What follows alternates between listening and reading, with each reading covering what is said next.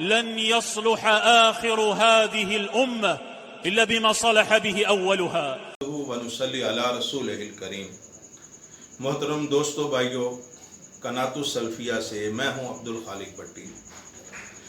دوستو حسب وعدہ آج کی جو ویڈیو ہے حضرت ابراہیم علیہ السلام ان کے بیٹے اور ان کی نسل سے آنے والے انبیاء کرام ان کے حوالے سے تفصیلی گفتگو ہوگی. تو پچھلی ویڈیو کے اندر میں نے یہ کہا تھا کہ میں اپنے بھائیوں کے سامنے حضرت ابراہیم علیہ السلام، قوم عاد اور سمود، انبیاء کہاں کہاں آئے، ان میں سے کچھ آپ کے سامنے نقشے کے ساتھ واضح کروں گا. تو اس حوالے سے میں زیادہ وقت آپ کا ضائع نہیں کرنا چاہوں گا. تو ہم آتے ہیں نقشے کی طرف. تو پیارے بھائیوں، یہ آپ کے سامنے ایک میں نے نقشہ بنایا ہے. تو یہ ہے جی پاکستان، یہ والا کونا جو ہے پاکستان کا ہے، اور یہ درمیان میں جو خلیج فارس ہے، اور یہ سعودیہ کا یہ رقبہ ہے. یہ اس کے ساتھ ایران ہے، عراق، شام، اردن، اسرائیل، لبنان، یہ بحر احمر ہے. یہ مختصر سا میں آپ کو سمجھانے کے لیے نقشہ بنایا ہے. تو اب ہم جو ہے وہ یہ سعودیہ کے حوالے سے تھوڑا سا دیکھ لیں. یہ ہے مکہ، یہ مدینہ، یہ سمود جہاں قوم رہتی تھی، یہ تبوک. جیسے کل میں نے آپ کو بتایا تھا کہ قوم عاد اور سمود، ان کا صرف تعارف کروایا تھا کہ یہ ارم کی نسل سے تھے، اور یہ اصل میں سب سے پہلی عرب باعدہ، جو سب سے پہلے عرب قوم جن سے عربی تہذیب چلی، عربی زبان چلی، وہ سمود اور عاد ہیں. عاد جو قوم ہے یہ عمان اور یمن، یہ جو ساحرے بحیرہ عرب، یہ بحیرہ عرب، یہ اس کے کنارے کنارے، یہاں پر قوم عاد تھی. اور اسی قوم سے ہی، عاد کی قوم سے ہی پھر ملکہ سبا کی حکومت آئی. ملکہ سبا جن کے حوالے سے حضرت سلیمان علیہ السلام کا تخت منگوایا انہوں نے، بڑا مشہور واقعہ ہے. اور حضرت سلیمان علیہ السلام کی حکومت، یہ اردن، اسرائیل، اس علاقے میں حضرت سلیمان علیہ السلام کی حکومت تھی. اور یہاں پر ملکہ سبا تھی یمن میں. تو یہاں سے تخت منگوایا تھا حضرت سلیمان علیہ السلام نے، یہ شام، اردن، فلسطین کے علاقہ میں.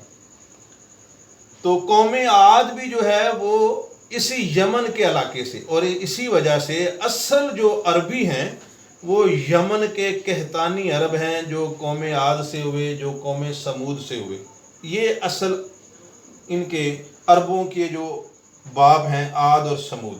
اور عاد اور سمود جو ہیں یہ ارم، اور ارم سام کا بیٹا تھا.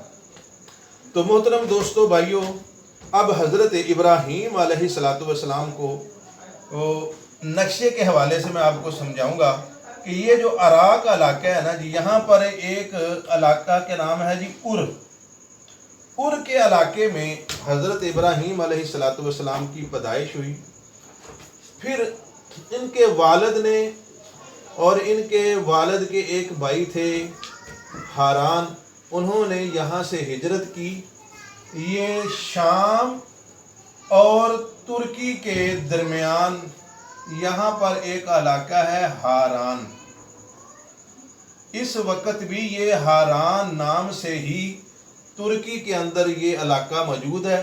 ترکی کے اندر کہا جاتا ہے کہ یہ واحد گاؤں ہے جہاں پر عربی زبان بولی جاتی ہے. یہ جو ہاران جگہ ہے نا جی، اس ہاران میں حضرت ابراہیم علیہ السلام کے والد، چچا، سارا خاندان یہاں سے ہجرت کر کے ہاران پہ آ گیا. یہاں پر ہی حضرت ابراہیم علیہ السلام جو ہیں وہ نمرود کے ساتھ جب معاملہ بنا ان کا، تو پھر नमरूद के वो जो मोइज़ा हुआ, आग ठंडी हुई और हज़रत इब्राहीम अलैहिस्सलाम अपने भाई के बेटे हारान के बेटे लूत को साथ लेके तो ये इस इलाके कनान के इलाके की तरफ से हिजरत की। ये हारान जो तुर्की का एंड का इलाका, शाम का बॉर्डर है, यहाँ से हिजरत की। ये इसराइल, उर्दन, लबनान, इसे कनान कहते हैं पुराने ज़बान के अंदर। यहाँ से इब्राहीम अलैहिस्सलाम ने कनान के इलाके की तरफ हिजरत की। फिर यहाँ पर ही उनकी नस्ल आगे बढ़ी, यकूब और उनके बेटे इसहाक, और इस तरह सारी नस्ल जो है वो कनान से आगे बढ़ी। फिर जैसे वो आगे बताया जाता है कि कनान से हज़रत यकूब अलैहिस्सलाम के जो बेटे थे 12 बनी इसराइल जिन्हें कहा जाता है, ये यहाँ से हिजरत करके ये मिस्र है, ये मिस्र में आए। यहाँ पर इनकी बहुत बड़ी आबादी हो गई मिस्र में, दरियाए नील के ऊपर। ये सेंटर में दरियाए नील है मिस्र के। इस दरियाए नील के किनारे के साथ साथ उन्होंने बादशाह ने इनको जगह दे दी। यहाँ पर ये सारी बनी इसराइल कौम जो है वो रहती रही। 430 साल तक बनी इसराइल कौम यहाँ पर रही हज़रत यूसुफ अलैहिस्सलाम के बाद। फिर जब हज़रत मूसा अलैहिस्सलाम आए, उन्होंने यहाँ से हिजरत की। तो ये बहर अहमर के साथ साथ ये वो इलाका है जहाँ पर 40 साल सहराए सीना गुबी इसको कहा जाता है, यहाँ पर 40 साल जो हैं वो फिरते ही रहे हैं। फिर जाके ये उर्दन के इलाके में वो निकले, हज़रत मूसा अलैहिस्सलाम की कौम। फिर आगे यहाँ पर उनकी बाद आने वाली नस्ल में हज़रत दाऊद और सुलेमान ने यहाँ पर कब्ज़ा किया और उनकी हुकूमत हुई। तो ये मुख्तसर पहले मैंने नक्शे के हवाले से आपको समझाया है कि ये समूद कौम है, ये सबा कौम, मलका सबा जो मशहूर वाक़या हज़रत सुलेमान का, आद कौम भी यहाँ से, ये अम्मान जो है यहाँ पर भी आद कौम थी। ये समझ लें कि ये जो आद कौम थी पाकिस्तान से बिल्कुल 2 घंटे की मुसाफत हवाई जहाज़ की, बहरी जहाज़ का तकरीबन 4 दिन का सफ़र है, 5 दिन का। यहाँ से सिर्फ ये कौम आद इधर अमान रियासत सल्तनत में यमन में यहाँ पर थी।